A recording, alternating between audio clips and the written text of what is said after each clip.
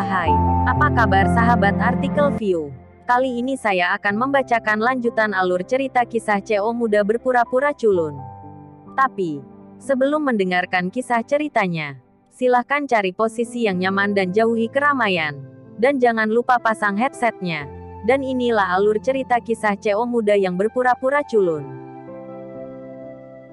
Episode 317. Kisah CO muda yang berpura-pura culun. Karena penampilan Melissa, acara amal telah berubah menjadi pesta pengejaran kecantikan yang melonjak. Para pria yang hadir, berapapun usianya, memiliki bagian untuk mengambil foto Melissa ke dalam akun. Dalam hati, beberapa orang ingin merawat mereka. Beberapa orang merasa bahwa mereka telah jatuh cinta pada pandangan pertama, dan bukan Melissa yang tidak akan menikah dalam hidup ini. Untungnya, ada hari yang makmur, tidak membuat suasana menjadi kacau. Ketika dia keluar untuk mengontrol adegan, pertemuan amal berjalan dengan tertib. Ketika Nicholas dan Sahrul berbicara, kenyataannya, tidak ada yang hadir yang tega mendengarkan. Mata semua orang tertuju pada Melissa. Mereka ingin mendapatkan informasi kontak Melissa sesegera mungkin. Melissa makan. Selesaikan masalah ini sesegera mungkin. Jika tidak terlalu banyak pesaing akan membuat segalanya memiliki terlalu banyak variabel. Adapun Melissa, matanya tertuju pada Ariel dari awal hingga akhir. Tidak ada satu detik pun yang berubah. Meskipun dia bisa membuat Kauri menghilang untuk mendapatkan Ariel, tetapi Kauri sudah seperti saudara perempuannya. Dan dia tidak yakin apa konsekuensinya jika dia benar-benar melakukan ini. Jadi jika dia tidak punya pilihan, Melissa juga akan melakukannya. Tidak mengambil langkah ini, tapi dia, yang fokus pada mata penonton, adalah satu-satunya yang tidak dipandang oleh Ariel, yang membuat Melissa merasakan ketidakpedulian seolah diabaikan oleh dunia. Apakah saya benar-benar tidak layak untuk pandangan Anda?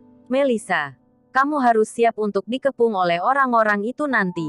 Melihat mata mereka yang seperti serigala, mereka tidak sabar untuk memakanmu, kata Kauri sambil tersenyum. Meskipun cahayanya terhalang oleh kedatangan Melissa, itu benar-benar tertutup, tetapi dia tidak memiliki sedikit pun kecemburuan di hatinya. Sebaliknya, dia sangat senang untuk Melissa. Jika Melissa dapat menemukan suami yang baik pada kesempatan ini, itu akan menjadi hal yang sangat baik untuknya. Kaori, Lucy menatap Melissa dengan mata aneh, dan hatinya merasa sedikit tidak nyaman, karena dia menemukan bahwa Melissa, yang diawasi oleh penonton, terus menatap Ariel sepanjang waktu, yang membuatnya tidak dapat memahaminya. Mengapa? Mungkinkah itu? Apakah dia juga menyukai Ariel? Dalam pandangan Lucy, kehebatan Ariel bukan tidak mungkin disukai oleh Melissa. Bagaimanapun, dia diam-diam jatuh cinta pada Ariel, tapi dia selalu menyimpan cinta ini jauh di dalam hatinya dan tidak pernah mengungkapkannya.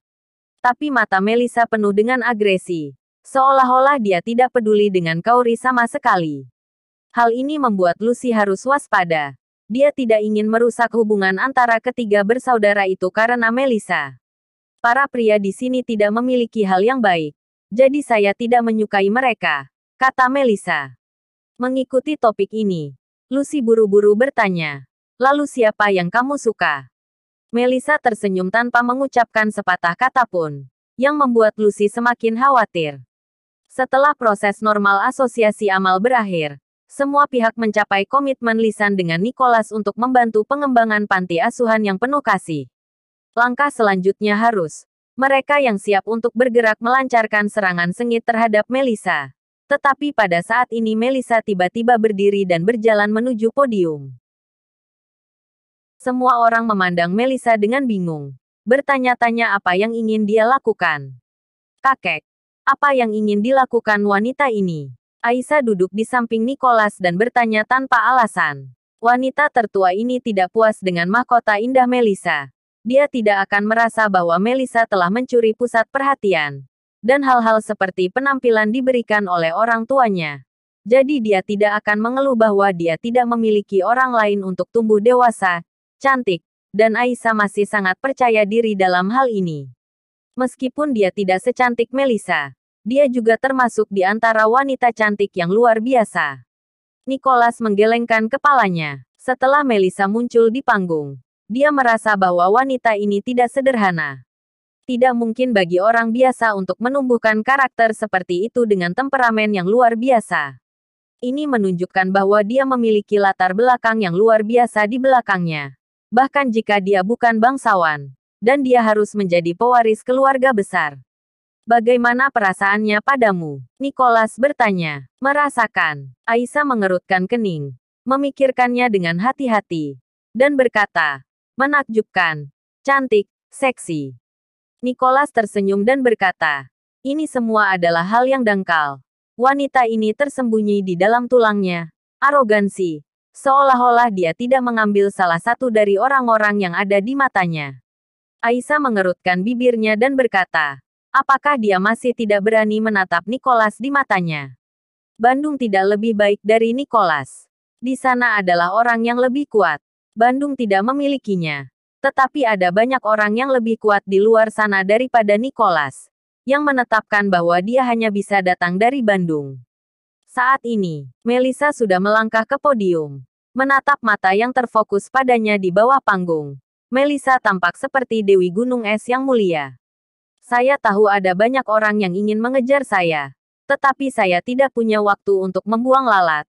Jadi tolong jangan ganggu saya.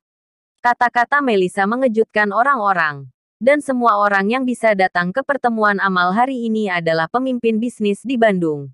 Dan orang-orang ini ada di mulutnya. Berubah menjadi lalat. Kalimat yang menyinggung perasaan penonton. Bahkan Nicholas tidak bisa mengatakannya dengan santai. Jadi pada saat ini, hati lelaki tua itu terkejut dan terpana. Gadis kecil ini benar-benar tidak takut membuat masalah. Nicholas berkata dengan senyum masam. Meskipun dia tidak menyetujui langkah Melissa. Tetapi keberanian dan keberanian membuat Nicholas harus menerimanya. Kauri dan Lucy langsung tercengang. Karena di mata mereka Melissa selalu pengecut dan takut akan masalah. Dalam hidupnya, sepertinya tidak ada yang kuat. Tapi hari ini baru saja. Kekuatan yang ditunjukkan oleh Melissa membuat mereka merasa tercekik. Apakah ini masih Melissa yang kita kenal? Lucy berkata dengan heran. Kauri menggelengkan kepalanya. Dia tidak yakin. Karena dia dan Lucy merasakan hal yang sama. Melissa tiba-tiba menjadi asing. Kauri menarik napas dalam-dalam dan berkata. Ariel, yang duduk di samping Kauri, tampak seperti air. Dan ketidaktahuan Kauri dengan Melissa tidak berasal dari perubahan Melissa. Hanya karena dia menunjukkan sisi aslinya. Dia tidak pernah berubah. Persepsi Kauri dan Lucy tentang dirinya adalah topengnya. Dan topeng ini, dia telah memakai terlalu lama. Bahkan lebih lama dari Ariel. Wanita seperti ini memberi Ariel ilusi ketakutan. Tentu saja, dia tidak benar-benar takut. Dia hanya merasa bahwa sekali wanita yang sabar seperti ini mengungkapkan warna aslinya, itu akan memicu serangkaian reaksi berantai yang besar. Yang lebih menakutkan adalah alasan seperti ini datang karena dia. Kamu tidak berpikir bahwa kamu dapat melakukan apapun yang kamu inginkan ketika kamu cantik. Apakah kamu tahu siapa kami? Kamu tidak berani menganggap kami serius. Kamu menyinggung semua orang dengan satu kata. Kamu apa akhirnya? Kecantikan Melissa telah menaklukkan banyak orang. Tetapi ucapannya juga membuat marah banyak orang. Terutama beberapa wanita. Yang diabaikan karena penampilan Melissa. Membuat gaun rumit mereka tidak berguna. Saat ini, Melissa melakukan kemarahan publik. Dan mereka secara alami ingin berbicara menentang Melissa. Menghadapi tuduhan satu demi satu. Melissa tampaknya berada di mata angin dan ombak. Dan tidak tergerak. Apakah aku salah? Melissa berkata ringan. Seolah posisinya tidak akan pernah mundur. Siapa kamu sehingga begitu sombong? Apakah orang tua di keluargamu tahu tentang perilaku bodohmu? Seseorang bertanya. Melissa berani menunjukkan sikap seperti itu. Dia pasti mengandalkannya. Pertanyaan ini juga ingin diketahui oleh banyak orang yang hadir. Untuk memberi pelajaran pada Melissa. Yang terbaik adalah mengetahui latar belakangnya. Jika tidak maka akan merugikan diri sendiri jika Anda menendangnya di atas pelat besi. Pelajaran Zidane masih membekas di benaknya. Dan tidak ada yang mau kehilangan nyawanya karena satu langkah yang salah. Hanya karena kamu memenuhi syarat untuk mengetahui siapa aku. Melissa berkata dengan provokatif. Orang yang menanyakan pertanyaan tadi memiliki wajah yang marah. Tetapi sikap kuat Melissa membuatnya semakin khawatir bahwa wanita ini memiliki latar belakang yang sangat kuat. Jadi dia tidak berani berbicara. Tak satu pun dari orang-orang yang hadir berani mengejar masalah ini. Melissa tidak hanya memenangkan penonton. Tetapi pada saat ini, dia sangat kewalahan oleh momentum sehingga para pemimpin bisnis ini tidak berani melihat ke atas. Nicholas memiliki ekspresi menghela nafas di wajahnya. Bagaimana mungkin kota awan kecil seperti itu tiba-tiba muncul begitu banyak orang kuat?